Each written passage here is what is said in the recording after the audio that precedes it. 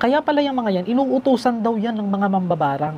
Yung mga sa lagubang, pag sinabing barang, may karamihan niya may mga insekto. Ay, ibig sabihin po, lagi siya malinis siya sa katawan, lagi siya naliligo. Ayon mismo sa ina ng ginagamot na itong binatilyo, ay ang sabi niya, lagi daw niyang nakikita yung anak niya pumupunta dun sa bandang Saginga na pumunta rito. Ang sabi ni Ate Che, patayin mo.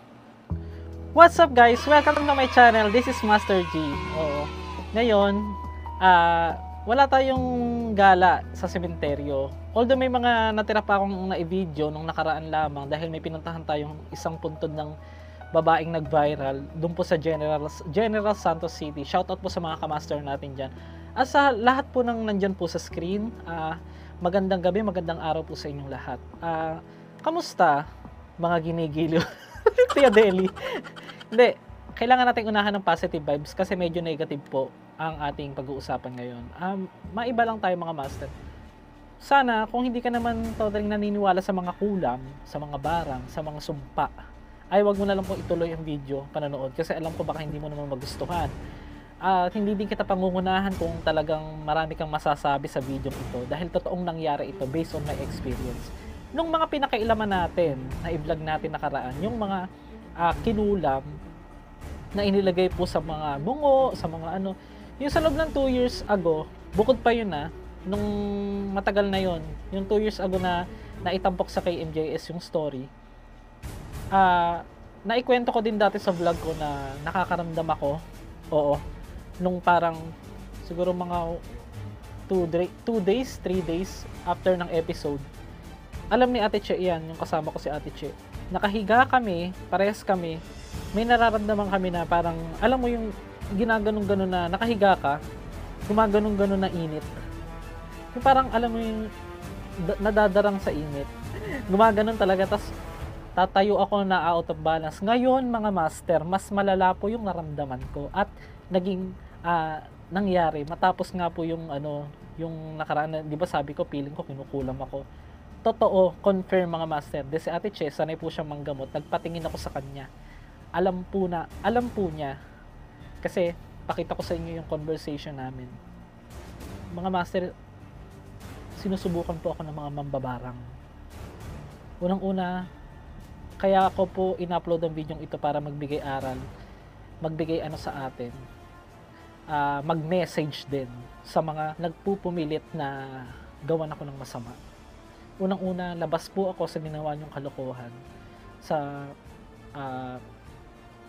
pangkukulang po ninyong ginawa sa mga nabiktima ninyo sa sementeryo na na-discover ko lamang po. Hindi po ako hihingi ng tawad sa inyo. Kayo ang dapat humingi ng tawad sa Diyos sa ginawa ninyo. Alam niyong mali yung pangkukulang. Pero instead of that, ang ginagawa niyo ay ngayon, ginagantihan niyo ako.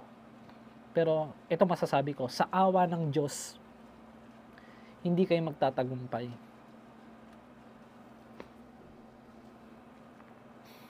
Yan.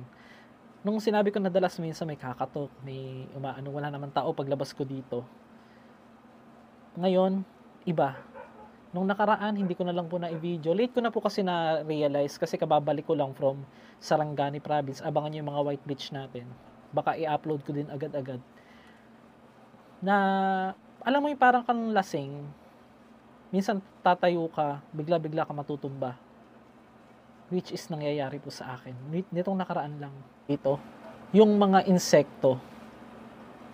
Sabi nila, ang barang at kulam, mas matindi daw ang barang. Lalo sa aming mga Katagalugan, pag sinabing barang, karamihan niya may mga insekto, may mga lumalabas na kung ano-ano. Sa awa ng Diyos, wala naman po sa katawan ko, pero may mga pumapasok sa bahay ko. Oo, nakakapangilabot. Minsan, malalaking langaw. Malinis ako sa bahay kahit may pagkaburara ako pero malinis ako sa bahay. Papasok yung mga langaw. Hindi ako nagdadala ng hilaw na pagkain dito, karne or mga matatamis na pinapakalat-kalat ko dito. 'Di ba dapat langgam, hindi bangaw or malalaking bangaw. Minsan dito sa ibabaw na to, nakadikit lang silang ganun. Alam niyo kung bakit ko na-confirm na mga mambabarang yun? Dahil si Ate Che ang nagsabi. Dahil si Ate Che, alam niya yung mga ganyan. Siya yung nanggagamot. At eto pa, papakita ko sa inyo yung video, mga master. Kailangan may resibo tayo lagi, di ba?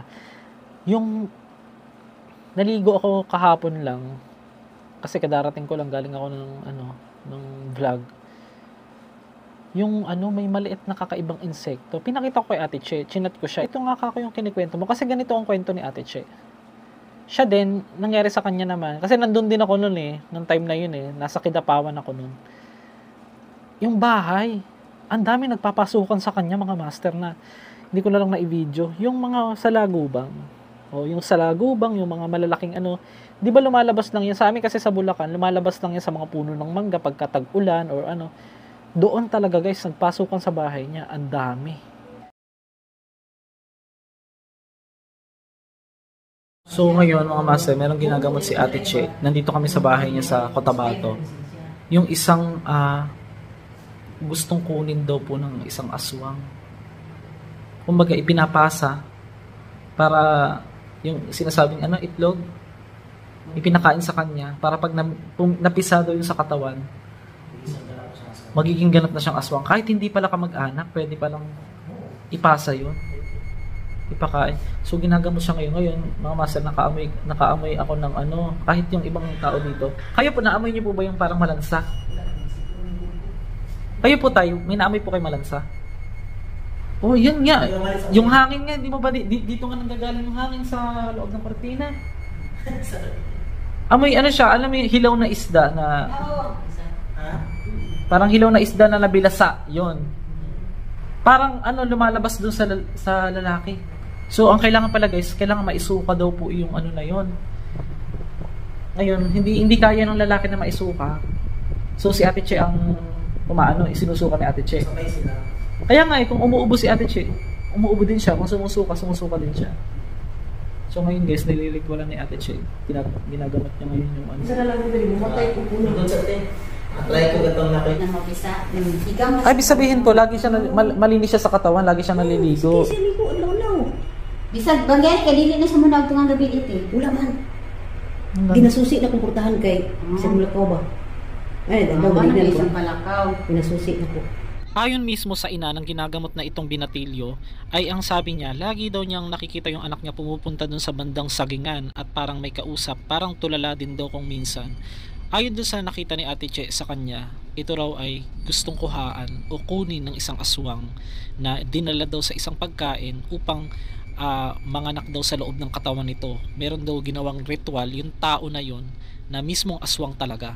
Pero ito naman ay base lang sa kanilang kwento at hindi ko din alam ang mga idea tungkol sa mga aswang. Comment below kung aswang ka. Charot. Pagsukal yung sukat si Chigan. Mas sa sunod siya. Parang ginagawa natin siya. Sa picture nagsuka hindi niya masuka. Oo, inaano niya.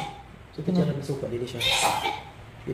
Dahil nga daw dun sa kapangyarihan ng ritual na yun ay kailangan mailabas ng lalaki yung mismong itlog doon sa kanyang katawan na ipinasok daw ng gustong kumuha sa kanyang gawin siyang aswang. Ngayon naman, ginagamot ito ni Ate Che na siya ang sumusuka ng mga ito, babalik-balik dito at nakakaamoy kami talaga ng nakakasulasok na malansa na para bang bulok na isda. Samantalang wala naman ditong isda na dala-dala sila. Imposible naman ding nanggaling mismo sa bibig ng lalaki yun. Sa tingin namin, isa ito talaga sa parte ng itim na kapangyarihan nga ng mga aswang. Sa Babalso? Tapos ano niya, wala na siyang hindi na siya nakakatulog, ano pa po? Hindi na kumakain. Nagwawala ko? Nagwala. Ayun siya pagkanak manok tino. Manok, namulupad, di siya pwede. Agkay. Ingon na siya to sa adlaw, ihawan manok ko kay wala di sudan. Buwad na mong sudan. Buti hindi niya po umabot sa sinaktan niya kayo, buti ganun. Ako na kin dagandagan gani ko, kalibot-libot kong tago. Ako ra may ang pita. Gagawin siyang aswang talaga. Hindi, anong itlog? Saan gayon itlog? Para maging aswang. Buto yun. Itlog yun. Buto mo. Liso. Liso. Itlog siya. Muntik nang pumutok. Pag pumutok na yun, magiging aswang na siya pag pumutok yung buto na yun. Mas mio. Kinikalabot. Anong oras siya nag-ganyan? Hindi, alas 6 buntag. Alas 12 sa ugto. Gabi-gabi, magmahoy siya. Buto-buto lagi na Pag umaga hindi siya ganyan. Mamuap na si mga kuan. Usahay, buntag.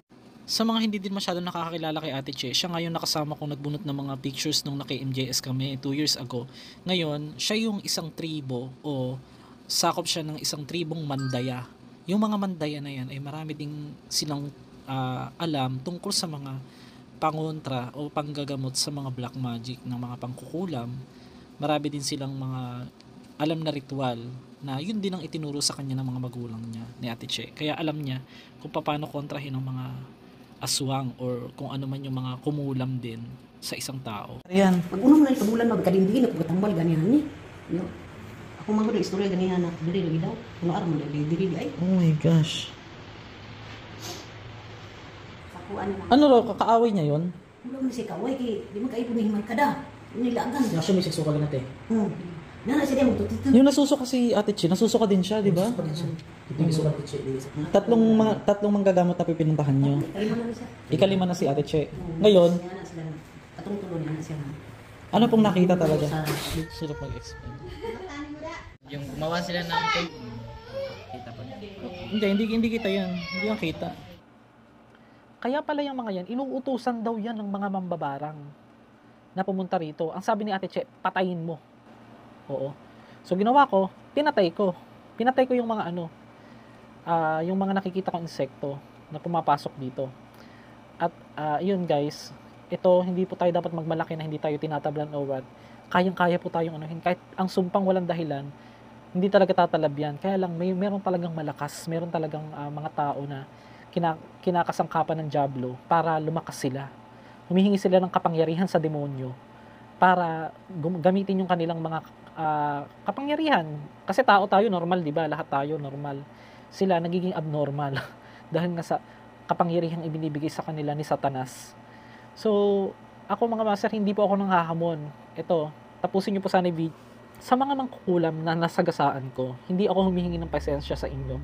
Sana magbigay aral ito sa inyo na magbago kayo. Kumbaga, ako, nasa sa inyo na yan kung talagang itinutuloy ninyo yung ginagawa niyo sa akin. Pero ako, sinasabi ko, hindi kayo magtatagumpay. Kahit sabihin ng iba na meron ako mga pangontra or what, tingnan niyo yung katawan ko, meron ba akong mga pangontra dito or mga sinasabi nga nila, kaya raw may agimat daw si Master G, kung bakit. Mga master, ang Panginoon po ang pinakamatinding sandata sa lahat. Kaya ka nga may pananampalataya, kaya ka may faith na tinatawag para gamitin mo yun. Oo. Ngayon, ito na, doon na tayo sa part na magme-message ako sa mambabarang. Ito message ko sa'yo. Sawayin ka nawa ng Panginoon. Yan ang masasabi ko sa'yo. Sawayin ka nawa sa mga ginagawa mo. Mga master, 1,000 taon na po kung babasihan natin ng Bible. Ako hindi naman ako religious. Hindi ako masyadong reliyosong tao. Hindi ako banal. Oo, hindi magsasabi yung iba dyan na may lahat tayo may pagkakamali walang naglalakad sa mundo, walang hindi nagkakamali. Nasasabi ko lang, Diyos ang gaganti sa'yo sa mga ginagawa mo yan. Kung hindi mo babaguhin ang sarili mo, kung hindi ka magbabalik loob sa Panginoon, kung mambabarang ka, napapanood mo ito, hindi kita pwede sisihin 100% dahil alam ko ginagamit ka lang ng Diablo sa mga dahil baka minsan kailangan mo ng pera, kumita ng pera para lang tanggapin yung mga kulam o yung mga nagpapakulam sa'yo. Pero maling-mali. Kahit sabihin mong wala kang karapatang pangunahan ng Panginoon sa ginagawa mong yan. At ito pa, balik tayo dun sa naranasan ko. Alam mo ba minsan mga master, nakatayo lang ako ng maayos. Nasa naman ako, nasa tiyempo or nasa ayos naman yung pagtayo ko, pero bigla ako matutumba. Oo. Tapos, meron nga akong video na napanood ko lang nung huling punta ko dun sa cemetery na na-discover natin. Nakita ko yung sarili ko dun, para ako nadikit sa nitso kasi nga na out of balance ako. Yun. Lately ko na lang din napansin. Tapos eto pa. Kailangan daw kasing patayin yung mga pumupuntang insekto sa bahay. Iyan pala yung inuutusan daw ng mga mambabarang o ng mga kukulam para pakinggan yung kung ano man yung pinag-uusapan mo sa kanila. Parang sila yung mga messenger. Oo, yung mga yan. Ayun ang sabi sa akin ng isang manggagamot na si Ate Che. Ngayon, abangan nyo po yung isang pagpunta ko, yung isang iba-vlog ko, sa isang part ng Agusan. Hindi ko na sasabihin yung detalye, pero isang matinding mangkukulam yon. Abangan nyo, hindi po siya nangungulam ng kung sino-sino lang na tao o babayaran siya. Hindi po siya ganun. Siya yung nakahula sa akin before. Bumalik ka sa akin dito pag sikat ka na. Hindi ako sikat pero babalik pa rin ako sa kanya. Alam mo kung bakit? Hindi sa pangontra hihingin ko sa kanya. Gusto kong makita yung side niya. At willing na willing, gustong-gusto niya magpa-interview kung papaano niya nagagamot yung may mga matinding kamandag ng ahas. Magaling talaga yon. Si Kuya Emil. Kuya Emil, kung napapanood mo ito, kamusta ka na? Sana makita na kita soon at matuloy na yung ating collaboration. Oo, dahil alam ko, gusto mo ding mapanood ka ng tao na ma-share ang iyong pambihirang talento na gamit ang isang balahibo at yung ritual, balahibo ng manok at isang ritual, kayang-kaya niyang palabasin ng kamandag umano ng isang Philippine Cobra na pwedeng tumapos, di ba? Yung mga ganyan, wala pa akong kasama dito. Narinig niyo naman. Minsan yung mga gamit ko dito nagkakandalaglag. Yung camera ko, maayos namang pagkakalagay. Camera ko lagi, ito pa, hindi ko nasabi sa inyo. Ngayon pa na naalala ko. Kasi ako may pagka-late din ako minsan eh. Yung mga camera ko, minsan biglang malalaglag, minsan wala namang hangin, gumagalaw yung kortina, which is, that was the, one of the signs na ipinapakita sa atin ng mga kaaway. Kaaway po ng Diyos ang tawag dyan sa mga yan. Sasabi ko sa inyo, magtiwala kayo sa Panginoon ng buong buo, mga master. At walang negative energy na mananatili sa bahay natin habang nanonood tayo. Mag-comment lang din tayo ng #MasterG or #MasterGala. Kung masasabi kong binabarang ako. Kanya-kanya sila ng kapangyarihan. Merong malakas, merong mahina. Hindi sila magkakakampi. Tandaan nyo yan mga master. Ang mga mangkukulam, may mga magkakalaban din yan. Hindi lahat ng mangkukulam magkakakampi. Kaya gumagawa yung ilan na paraan. Pupunta doon sa isang manggagamot, pupunta doon sa isang mangkukulam. Kumbaga, kung sino yung malakas, palakasan sila ng kapangyarihan. Pero isa lang ang pinakamakapangyarihan sa lahat. Ang Diyos Ama na gumabay sa atin at gumagabay sa atin kahit sa lahat ng mga pagkukulang natin sa buhay. Alam ng Diyos ang buong puso ko. Alam ng Diyos ang buong kasalanan ko. Alam ng Panginoon na hindi ko nais na makasira ng tao or pakailaman ng mga ganyan, pero naniniwala ako na kinasangkapan ako ng Panginoon para mabulgar ang kanilang mga katiwalian na ginagawa po sa mga sementeryo. Alam nyo ba mga master, ito hindi ako masyadong naniniwala sa mga ganun kasi alam naman ni Ate Che, yung bungo pala na pinaglagyan daw, nakausap daw ni Ate Che yung espiritu nun. Ang pangalan daw ng bungo na yun, babae yung bungo na pinaglagyan. Nasa 30 years na palang. Kinalabutan ako guys kasi ako base sa pag-analyze ko sa mga nakikita kong mga buto, iba't ibang buto sa sementeryo. Alam ko yan pag bago pa eh. Yung kasi yung sa KMJS dati bago-bago pa yung lalaki daw yun. Sa kanya hindi niya personal nakita niya lang sa video, nakita niya sa pictures, pinakita ko sa kanya. Alam niyang babae at ako kutob ko rin babae yun. Priscilla. Oo. Hindi ko din masasabi kasi iniwanan na yun doon sa cruise eh. Kumbaga wala nang nag-claim, nakakaawa at ginamit pa sa kasamaan. Kung ako yung tao, namatay ako, siguro kahit patay ako, kayang-kaya kong ipagtanggol yung sarili ko eh. Parang si Abel, mga master. Pinatay siya ni Cain. Nasa Bible po yun. Nagsalita yung dugo ni Cain, ni Abel. Dahil yung dugo ni Abel ang nagsalita para magkaroon po ng hustisya sa pagkamatay niya. Na biruin mo, kapatid ni Cain si Abel. Kumuha ang ginamit yata ni Abel. Ganyan niya, no? Wala naman tao. Wait lang, guys.